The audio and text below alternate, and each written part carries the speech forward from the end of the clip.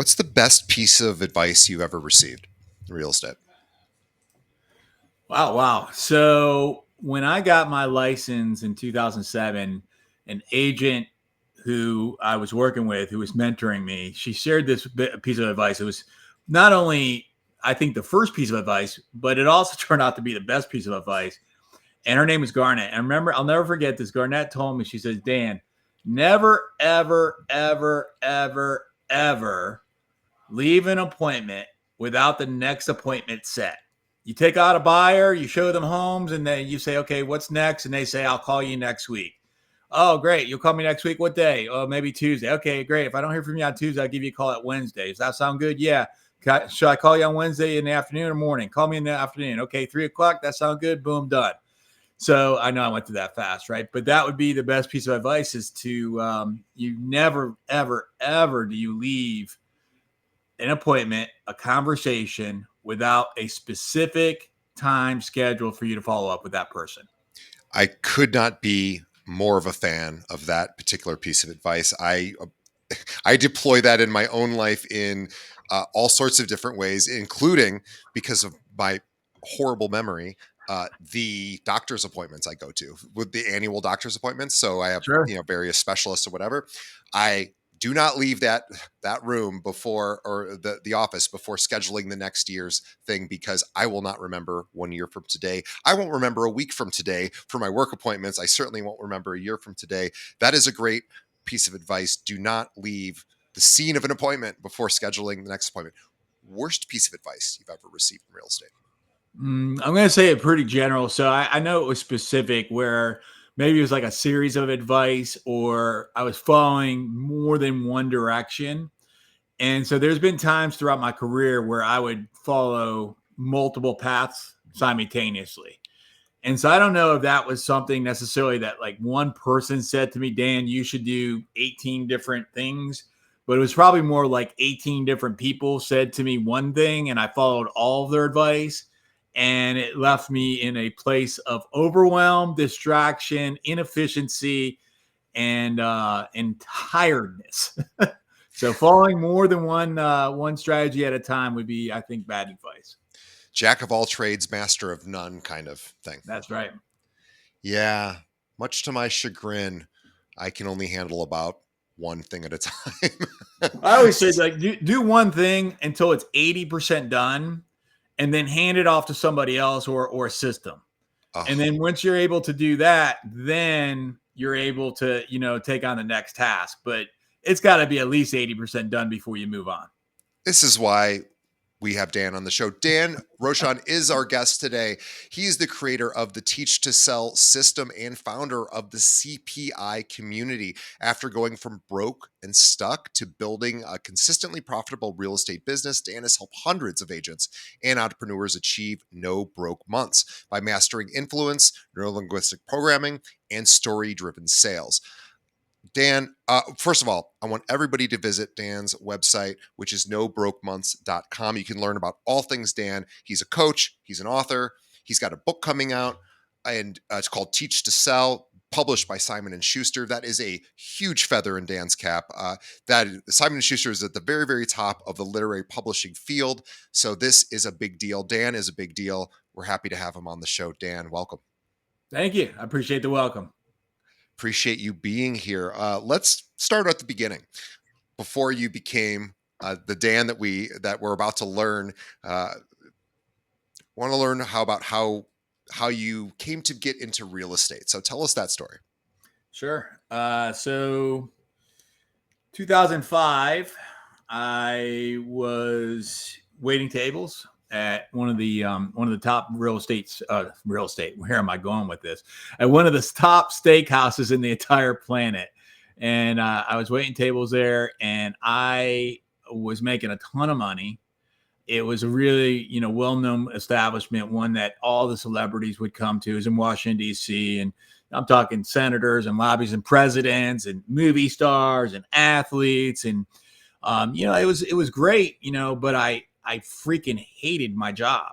Like Mm. I didn't like doing it. And I was at the time around 30 years old or so. I was also simultaneously struggling with with my alcohol addiction. And, alcohol had become an escape for me around the age of 13 until it became a cage around, the age of 32. And that's when, I met my friend Dave, and Dave, he didn't, try to, talk me into something. He didn't make me wrong. He listened, he connected with me, he asked me questions, and he helped me to be able to, choose a better life. And, as a result of that, I became sober, and I'm really grateful for Dave for that. And the unfortunate piece of that story was a couple years later.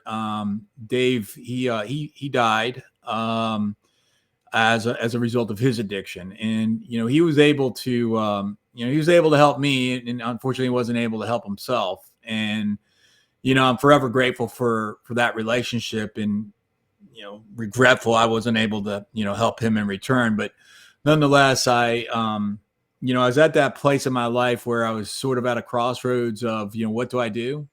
Yeah. And I knew I wanted to be an entrepreneur. I knew I wanted to help people solve their problems, achieve their goals, but I was waiting tables. I didn't know how.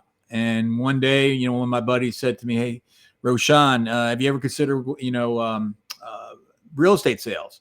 And I hadn't at the time. I had done some investing, some fix and flip, some wholesales, all kinds of different, crazy stuff. And I said, "Yeah, let me check this out." And I found out that it was a 60-hour coursework. It was a few $1,000s to get started. And, and there was no upper limits of it. It was just, based off of, whatever you're going to put into this is what you're going to get out of it. So it seemed to me like a pathway to be able to become an entrepreneur, to become a salesperson, and to really create and design my own life. And that's how I got started.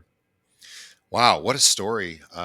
What a story. So yeah, Dan, appreciate you sharing, being vulnerable, and talking about some of the missteps along the way, or the challenges. We all have them. And I have always been so impressed throughout my life when I see people go from addiction to sobriety. It is a marvelous transformation. Almost everybody, if they follow the path as it is laid out before them, turns into just a wonderful human being. It is just incredible, and they become more productive.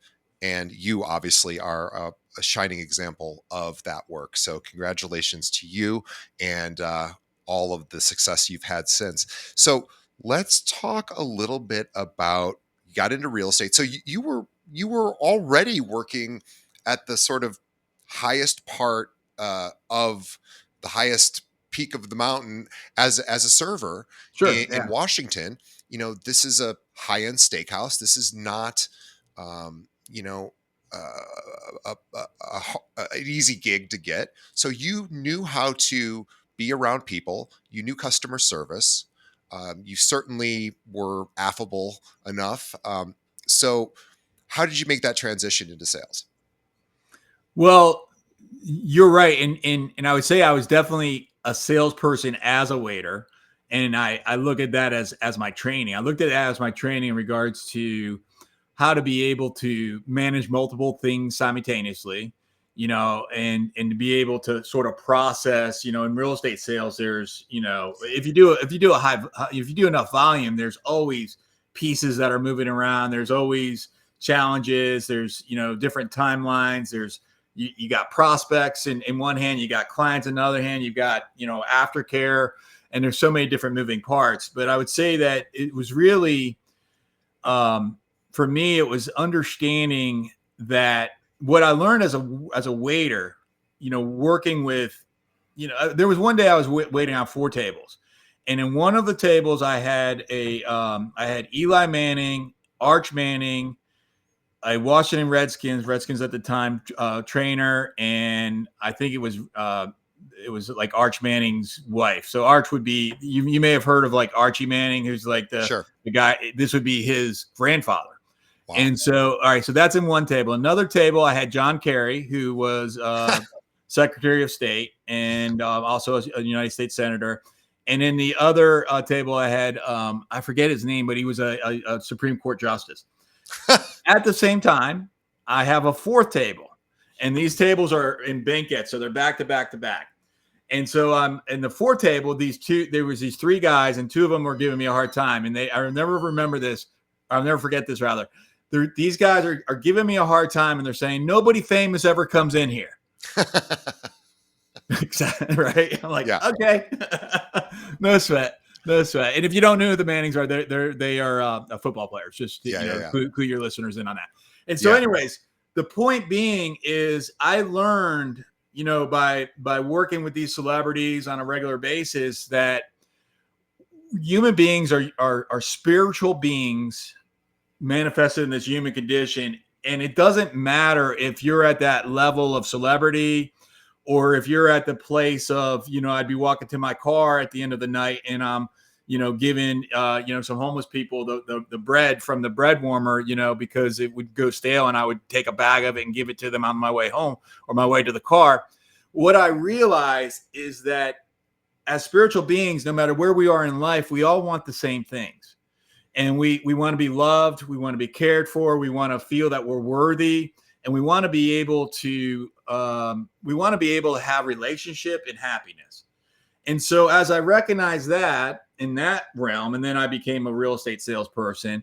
To go back to your questions, like, how'd you make the transition? Well, it wasn't really such a transition. It was, there's a new tactics that I had to learn. There's new techniques. There's new things I had to learn. I had to learn the technical things of real estate sales. But ultimately, understanding who we are and understanding what's important to us and what's vital to us. Again, whether if you're a United States senator or Supreme Court justice or a football star, whoever, we all want the same thing. And if you go back to sales, it's, it's not sales isn't about pushing. Sales is about leading. And if you're struggling in sales, you're probably doing it wrong. Right. So when I took on the knowledge to say, my job as a sales professional isn't to push things onto people. It is to be in rapport with them, connect with them energetically. It's to ask them adept questions to deeply understand what their desires are, and not just the technical stuff, but also the emotional stuff. And then it's to actively listen to them at a deep, deep level, not in a place where I'm listening to the words, but in a place where I'm listening to the energy. And so I would say that it was less of a transition from one field to the other, and more of a progression of just learning how to be able to navigate through human beings and spiritual beings in one realm into another. And, and that was my experience through it. Yeah, I love that. I'm hearing a lot of talk about connection.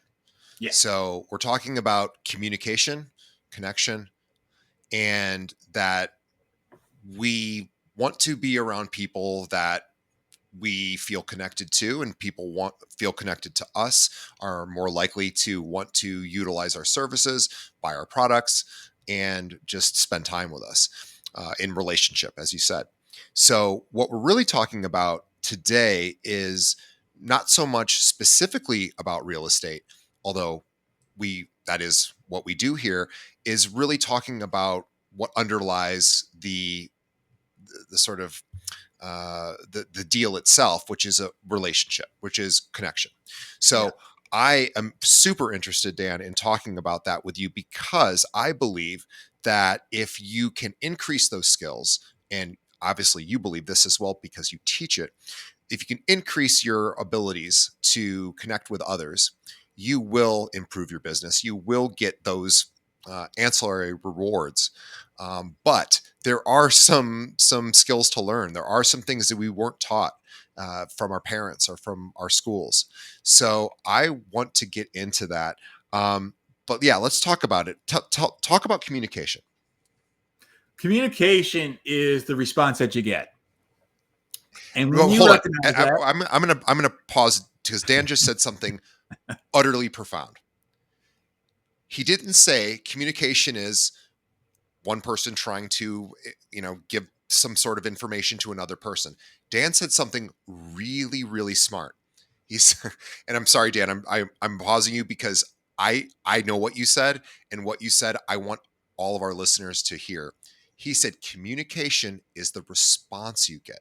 So what Dan's really saying is communication is your skill level to achieve what you want from the other. It's the feedback loop that you're getting. Yeah. Dan, thank you for that. You're welcome. And thank you, DJ, for interrupting me on that. I mean, because it was, or interjecting rather than not interrupting, but thank you for interjecting. It was an interruption. It's okay. Yeah, oh, it's like the interrupting cow. It's a bad dad joke, you know. Knock, knock. Yeah. Go No, on. yeah. Who's there? Interrupting cow? Interrupting cow. No. Yeah, right. It's a great one. You didn't want to go that direction. All right, we'll go back to the communication. Communication is the response that you get.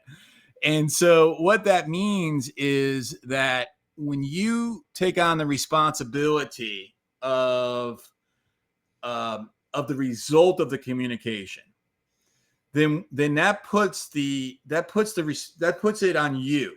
Yeah. And so it takes away the ability to be able to say, like, a buyer or a seller, for example, like, you know, I remember, and I think they still say it, but, you know, buyers are liars, you know, and all these cliches that are just horrible. And it's like, no, when you don't take on the responsibility of the result of your communication, then it allows for you to get lazy and allows for you to have excuses to be ineffective. When you say to yourself, whatever result that I get, I'm responsible for that, then what happens is that you elevate your results extraordinarily. Yep. Now, it's easy to say, well, what about the other person? Okay, well, guess what? They're also responsible. But guess what? Between you and the other person, there's only one of them that you have any say in. And that's you. And so that's my definition of communication. It is a perfect definition. And I love that you really, really walk through that, because that is so important for us to realize that communication isn't our intent, right? So Dan didn't say it's our intention, because oftentimes we intend to communicate something to someone and it doesn't get the result we want. They don't understand. They didn't believe you, or for whatever reason, it didn't get communicated correctly, and we blame them. And Dan would say, okay, well, yes, they have a responsibility to process the information. However, I'm the one that delivered the information. So, how do I re-deliver that information? How do I deliver it more elegantly? How do I deliver it in a way that they want to, or a way that they process information, that they want to hear it? So, this is what we're talking about. And I know we're getting really granular with communication, but it's so important, because if you can kind of grasp this concept, as Dan said, this exponential growth happens because you will start talking to people in the way they want to be talked to, not the way you want to be talked to. I love that, DJ. Let me give you the actual, like, the science behind it. And I go Sure. and teach in the book Teach to Sell: Why Top Performers Never Sell and What They Do Instead. I go through this, and it's called the self-coaching model. And what the self-coaching model is if you're not driving right now and you're at home, get out a piece of paper and a pen. And if you could, we're going to draw a clock. And at that noon o'clock, the 12 o'clock position, we're going to write down the word circumstance. All right, so we'll talk about that here for a second. So there's circumstance. Something happens, and you observe that circumstance through your five senses. Mm-hmm. And then, based off of your education, your background, your experiences in life, you assign meaning to whatever it is that is happening. And then, if you're following along with me, around the 2 o'clock position, write down the word thought. Okay, so the circumstance that you observe through your senses, do you then have a thought about them? And then if you write down around the 5 o'clock position the word feeling, now you're going to have a feeling about it. All right, so now what I just described so far, that's your life. That is your life right there. Now we're going to go a little bit further from this. We're now going to go over to the 7 o'clock position. We're going to write down the word action. And then around the 10 o'clock position that you do the word result. And so I'll go through all this again for you. So you have the circumstance at the noon position. At the 2 o'clock position, you have thought. At the 5 o'clock position, you have feeling. At the 7 o'clock position, you have action. And at the 10 o'clock position, you have result. And then you draw an arrow that's going clockwise between each of those. And what you just did there was you see that you have a closed loop of that's your life. Now, how's that relate to communication? Because if you look at that gap in between the circumstance and the thought, that circumstance is fed from your experiences, from your emotion, from your education, your culture, your background, your upbringing, etc. And then we're going to throw something else on here. You go through some filtering, generalizations, deletions, and distortions. So generalizations, deletions, and distortions are communication styles, which are get the book, and I explain it to you in the book. It's a little bit more complicated than what I believe I could do it right here. But for the lack of a better term, it's the way that we process, and sometimes we leave pieces out, and sometimes we add pieces. Sometimes we generalize. Like there's a president that will say sometimes everybody agrees with me. Well, that's a broad generalization. Who's everybody? Okay, and I'm not picking on I'm not going to get into the political stream, right? But any well-crafted politician is effective in that communication to let you believe that they're talking to you and your needs, and they're doing so in a way, they're communicating in a way that they're generalizing so that you can put what you want in there. So anyway, so what I just described to you is the self-coaching model, and I go through that in more depth in the book. But this is how we communicate and how we get results. And since I'm here, and this isn't about communication, but if you want to hack what we just went through, you could do so through feeding your subconscious through things like visualizations, affirmations, reading, relationships, prayer, exercise.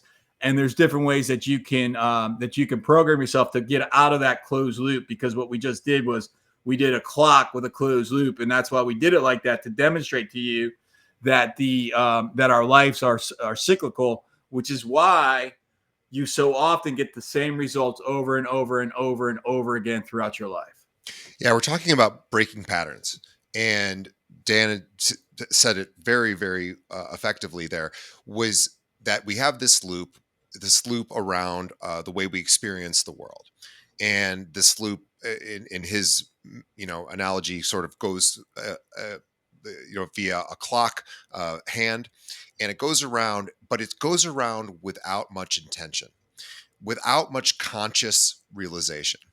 And what Dan teaches you how to do is how to slow down the clock hand so that you can intentionally make decisions around what you feel, what you think, how you react.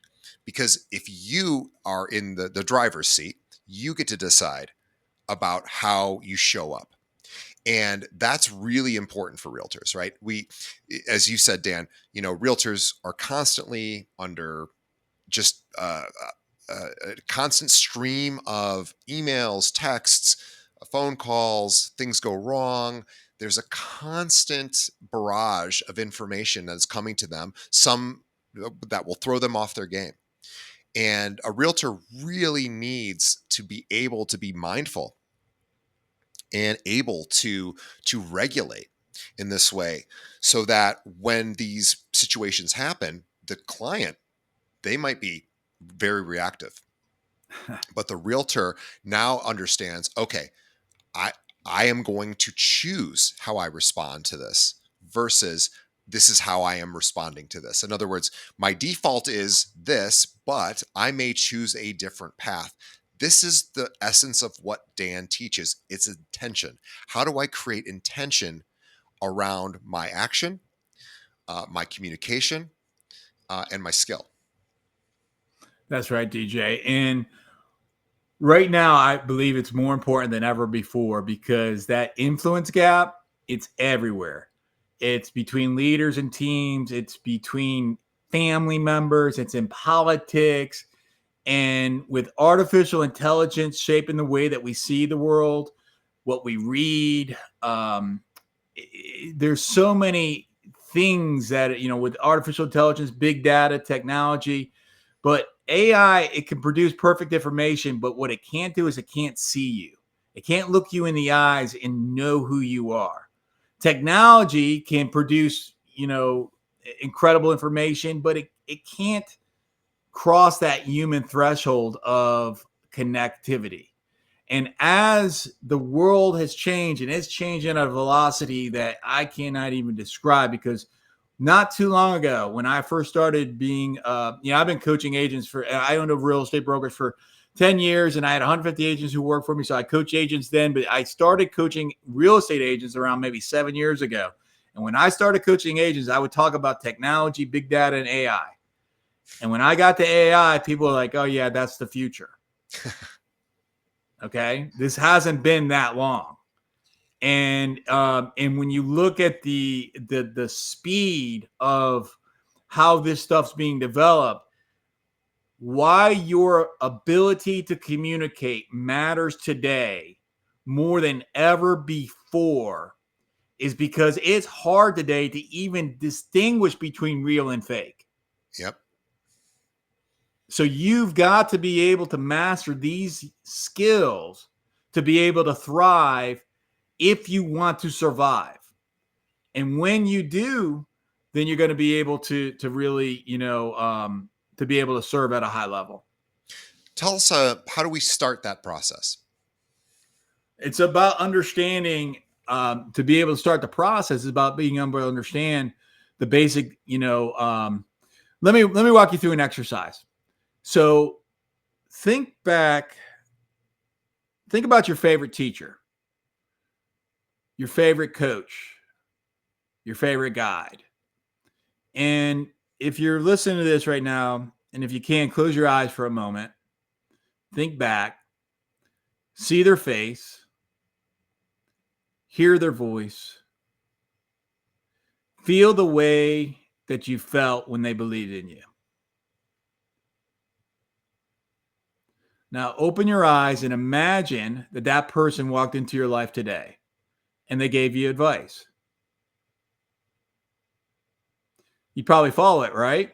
100%. I feel great right now thinking about that teacher who believed in me. Yeah, because they earned your trust. Yep.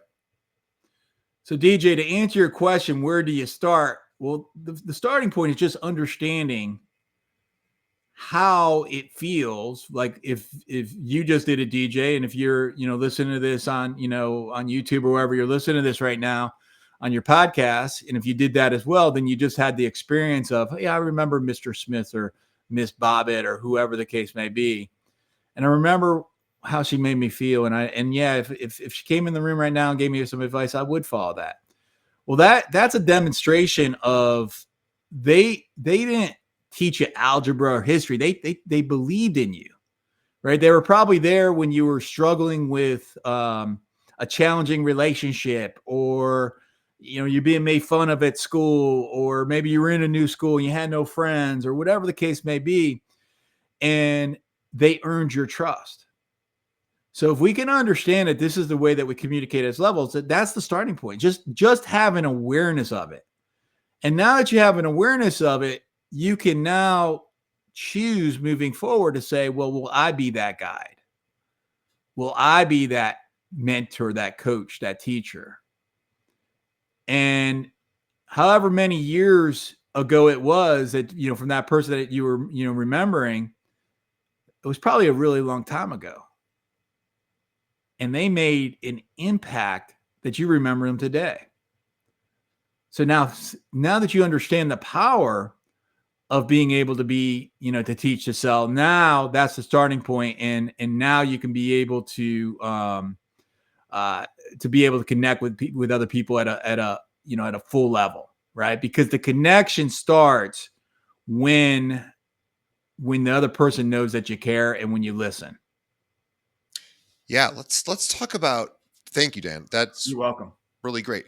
Let's talk about, what do you do? So let's start with, what are some of the practices, the exercises, the behaviors that agents can start doing to really understand, by teaching, that is really the pathway to sales? Yeah. It's not just, so there's a couple different ways here, DJ. So first of all, we use it in our marketing. Secondly, we use it in our client care. Okay, so it's not just to be able to get clients, but it's also to be able to serve clients so that you build a bigger trust with them. Let me give you a specific example for real estate agents specifically. You're working with a buyer. Have you ever had this, Mr. and Mrs. Real Estate Agent, a buyer that went to the home inspection and they came up with 172 things for you to negotiate? Probably happened to you if you're Sure. listening to this. If that happened to you, then what do? You try to tell them, hey, this is unreasonable. You try to convince them into understanding, that it's going to make things go really, really bad. You may lose a deal, and it's just going to be, not ideal. Of course, you want to protect their interests, and you want to, be a fiduciary and protect them, of course, right? But Yep. there's sometimes where things go like maybe a little bit further than what would be in their best interest. Yes. So the way that most agents do is they go through that and then they go and have a conversation with their broker and they say, Mr. and Mrs. Broker, what should I do here? And you're reactive. Why don't we do this differently? Instead, when you're consulting the buyer up front, when you are consulting the buyer, have a conversation that looks something like this. Mr. Buyer, the day that we write an offer that gets accepted, you're going to go home, you're going to toss and turn. You may even have an argument with your spouse. You may be at odds with each other. You're gonna have a sleepless night. You're gonna be second guessing. You're gonna wake up in the morning. Your sister's gonna send you a text. He's gonna say you're a freaking idiot for Yes. buying when the interest rates are where they are right now. Okay, and then 3 days later, you're gonna do a home inspection. The home inspector is gonna come in. He's going to give you 100 things that are wrong with that home. Now, remember, Mr. Buyer, you're at the place right now where you are emotionally charged. You have some buyer's remorse. You're uncertain about your decisions. You're making a $500,000 purchase. And now somebody's telling you that all this stuff's wrong with this home. Well, remember, Mr. Buyer, if we get to that situation in the process, it's perfectly normal. What I recommend is if that happens, is that we protect you, the big ticket items, the things that are going to cost you money, the HVAC, the plumbing, the electrical, etc., that we make certain that those are fixed and that those are in good repair. And the things that may cost you $25 to fix, maybe we don't even pay attention to that. And that window that's frosted, it's frosted today, the day that we're writing the offer that's going to get accepted. It's still going to be frosted on Thursday when we do the home inspection. So if that's something that's of a concern to you, then maybe we should go find a different home because it is what it is. And so when you consult them up front of the predictable problems, that's one example of how you can do so. Now, if that client goes through that experience, how are they looking at you when they go and they had that sleepless night? Yeah, they go, well, Dan told me this is what Yeah. was going to happen, Yeah. and Dan really knows his stuff. Oh, I am having some quandary, and Dan told me to not worry about it because the next day we're going to go through this. We're going to figure it out. We're going to determine what's important. And Dan, I will tell you, we're using this example, and if anyone's thinking like, oh, I don't know how useful this would be, it would have been incredibly useful for me when I bought my last condo because I'm in the business. I'm technically a real estate agent. I don't practice, but I have a license, and I was making the largest financial decision of my life, purchasing, and the night before, I wish somebody had said, by the way, the night before you're going to think I'm making the worst decision I've ever made in my life. By the way, I've bought before, by the way. It's not like this was my Sure. first purchase. So I'm really telling on myself. But the truth is, the night before, I almost fell over. I was so scared, and I was so upset with myself, and I was just a miserable person to be around. And I just wish somebody would have been able to guide me through that in advance. Say, hey DJ, here's what's going to happen the night before. You're going to probably freak out. What Dan said, it was exactly what I experienced. So I love the fact, Dan, that you're teaching people how to cope ahead and how to just predict the future, how to know that this experience is coming so that it doesn't have the same power that it did for me that night. Yeah, the difference being is the same thing happens. See, I can't change what's going to happen. Right. But what I can change is when it does happen, the difference between my client's perception of me being a true professional versus an idiot. Same thing happens. Nothing different happens. The home inspector either way comes and says there's 100 things wrong with this property. But the difference is when you set them up front to expect that this is what's going to happen. Now that trust is gained, and it Yep. still doesn't alleviate some of the fear or whatever the case may be, but it makes it feel more natural. And now just imagine how many more transactions you can do, so that instead of being reactive and going to your broker saying, Mr. Broker, what do I do here? And by the way, I learned all these systems when I was the broker, right? I was the broker, and by Tuesday, I've had 20 agents come up to me with the same problem. I'm like, maybe there's a better way we can do this. Maybe instead of being reactive and fixing all the problems, Yep. maybe we can identify what are all the problems, and whatever Yes. the problems are. Now let's consult them up front before we get there, and that's where Teach to Sell was born. I love that because buying a home or selling a home is such an emotionally charged decision. It runs the gamut. It preys upon fear and anger and sadness and all of our deepest emotions, and also pricing. Right, we have to figure out pricing, and all of it is just it's heavy stuff. This is heavy, heavy stuff, and we oftentimes forget as real estate professionals just what that emotional load is on the client. And if they don't know it's coming, if they don't know what's ahead of them, uh, they're going to get hit by it, and it's going to be even more powerful. But as Dan said, you can coach them through it. You can actually help them before it happens, and give them guidance about. And also, what it does really is it establishes you as the expert. Uh, It does. uh, yeah, because you're like, oh, I know this thing. I've done this a million times. Here's what's going to happen. And it's funny. I love every so often I'll go to a restaurant and a waitress will come over and she'll say, it's very rare, but when it happens, I love it. They'll say, now look, when you start looking at the menu, we have a lot of stuff on here. Don't get overwhelmed. If you get overwhelmed, I'm going to guide you through it. Don't worry. And it's very rare when this happens, but I love when it happens. And then I just go, okay, what should I be looking at? Right. So we're talking about a version of that here. So again, all the way back to communication. How do you help people through? Because people can buy a home on their own. Really, they don't really need you to purchase a property. What they need you to do is to help them through all of the ups and downs of the transaction.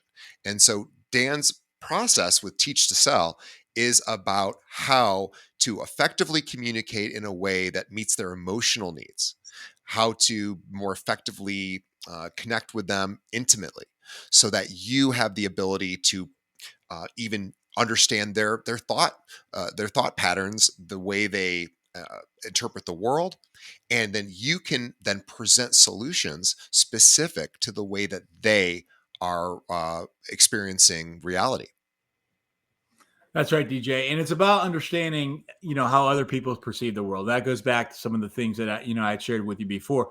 I've got an opportunity advantage in my marketplace that, I'm in the Washington, D.C., I'm in Northern Virginia.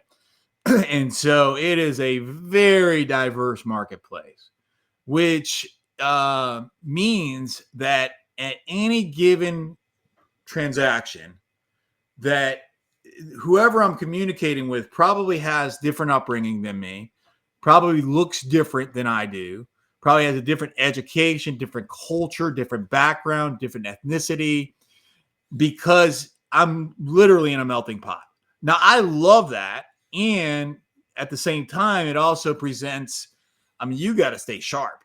You've got to be aware right? You've got to be ready to be able to understand that, um, that the person who you're communicating with has a very different worldview, or Sure. likely has a very different worldview than I do, because they do. They grew up in a different country or Yep. a different culture, or whatever the case may be. So what do you do because you're absolutely right.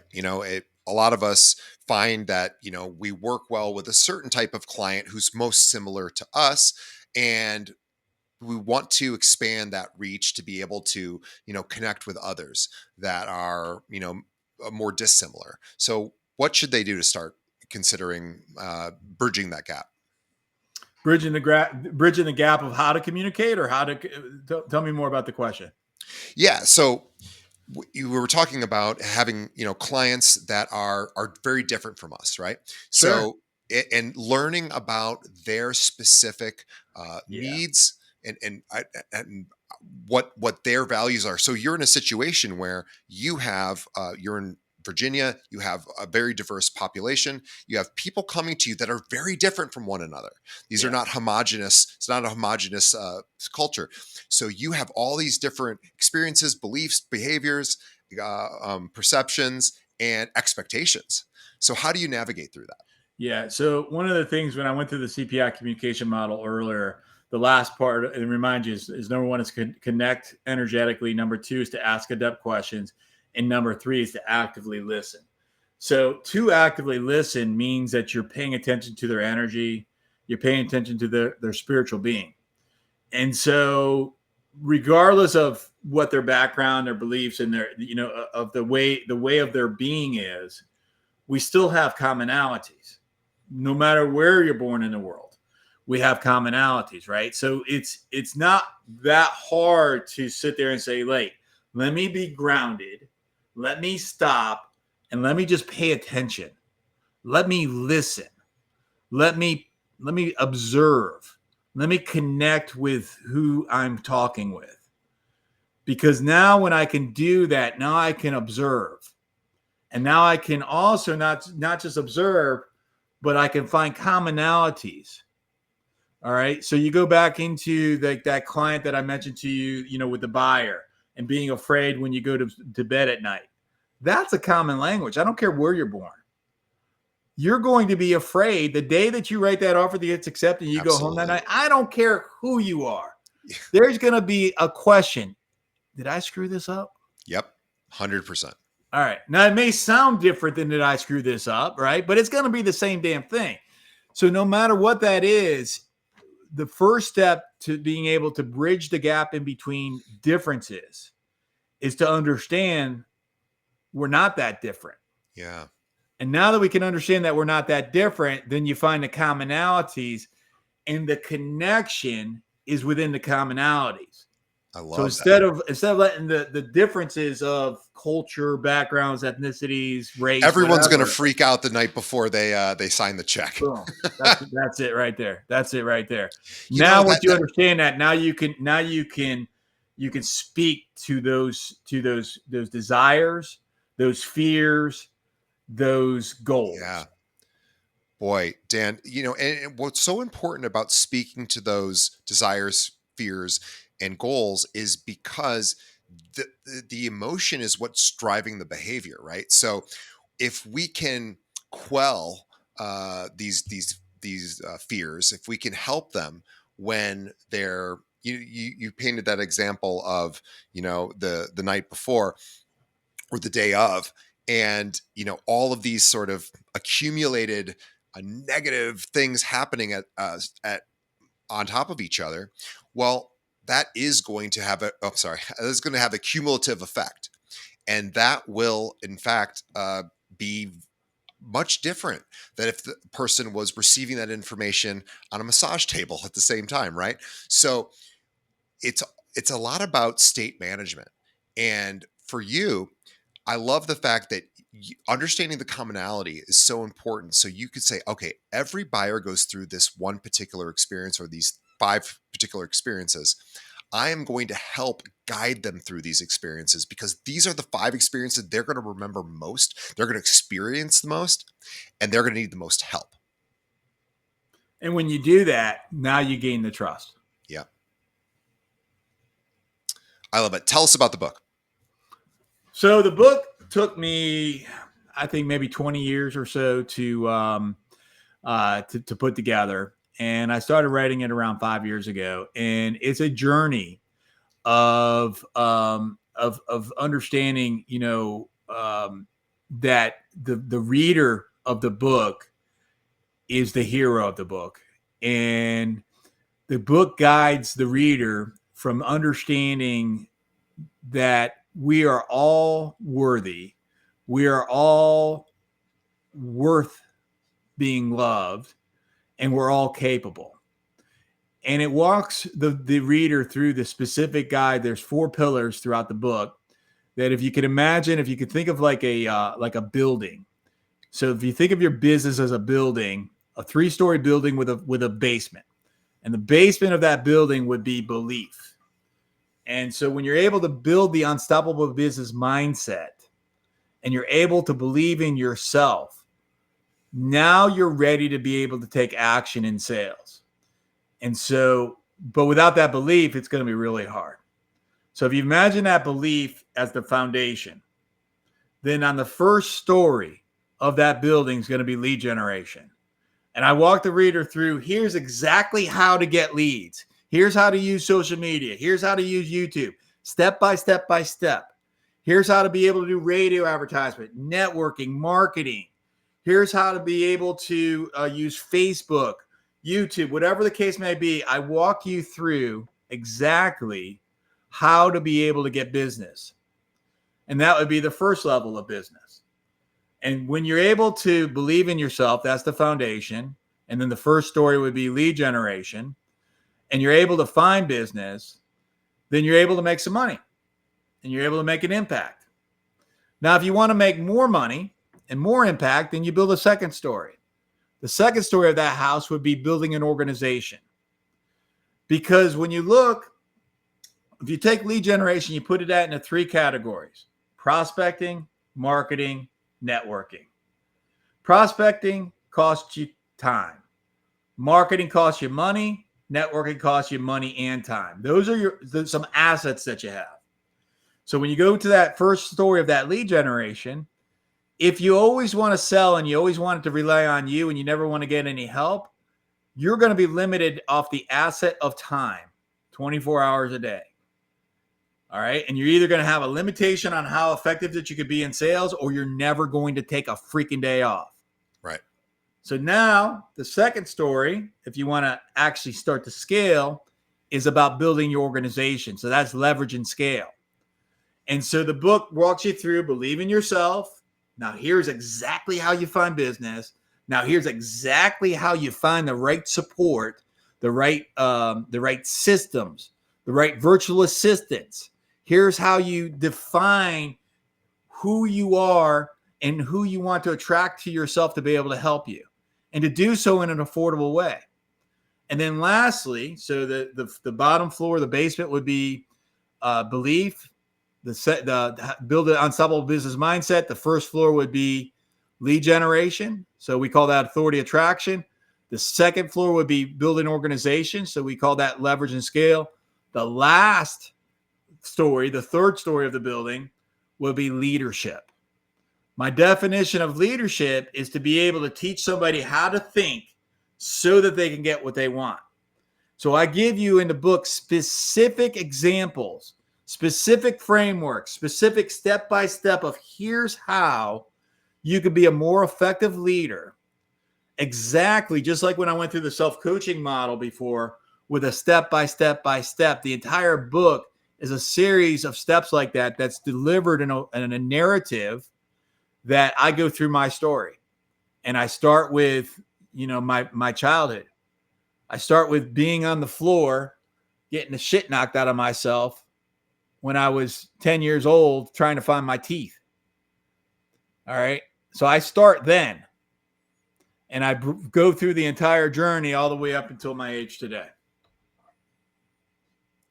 Yeah, it's super powerful. Dan Rochon is our guest, and the book is Teach to Sell, published by Simon and Schuster. You can find it anywhere books are sold. Pre-order it now. Also, the website is nobrokemonths.com. This is to help realtors smooth out their business, increase their skill set, improve communication, and really learn how to deeply connect at a level that other agents aren't trained at, so that you can more effectively guide someone through these emotionally challenging home buying and selling decisions, as well as helping guide your business itself.